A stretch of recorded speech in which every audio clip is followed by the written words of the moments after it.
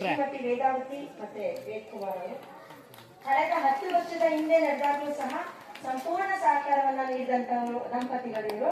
ಹಾಗಾಗಿ ಮುಂದೆಯೂ ಇದೇ ರೀತಿಯ ಸಹಕಾರ ಇರಲಿ ಅಂತ ಇಂಥದ್ದು ನೀಡಿಲ್ಲ ಅಂತ ಹೇಳಂಗಿಲ್ಲ, ಅಷ್ಟು ಸಹಕಾರವನ್ನ ನೀಡಿದ್ದಾರೆ. ಎಲ್ಲ ಜೈನ ಸಮಾಜದ ಪರವಾಗಿ ಜೈ ಜಿನೇಂದ್ರಗಳನ್ನ ಕೃತಜ್ಞತೆಗಳನ್ನ ಅವ್ರಿಗೆ ಸಲ್ಲಿಸೋಣ.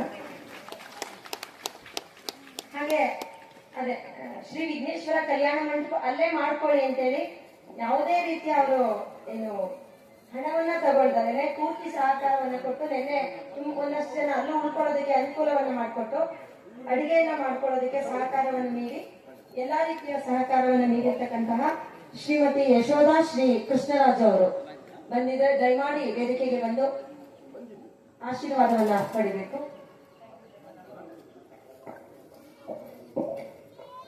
ಅವರ ಬಂದಿದ್ದಾರೆ ಸರ್, ಬನ್ನಿ. ನಿವೃತ್ತ ಆರೋಗ್ಯ ಇಲಾಖೆಯ ಅಧಿಕಾರಿಯೂ ಹೌದು, ಜೊತೆಗೆ ಪ್ಲಾಂಟರ್, ಅದೆಲ್ಲದರ ಜೊತೆಗೆ ತಮ್ಮ ಇಡೀ ಕಲ್ಯಾಣ ಮಂಟಪವನ್ನೇ ನಮ್ಮ ಈ ಒಂದು ವ್ಯವಸ್ಥೆ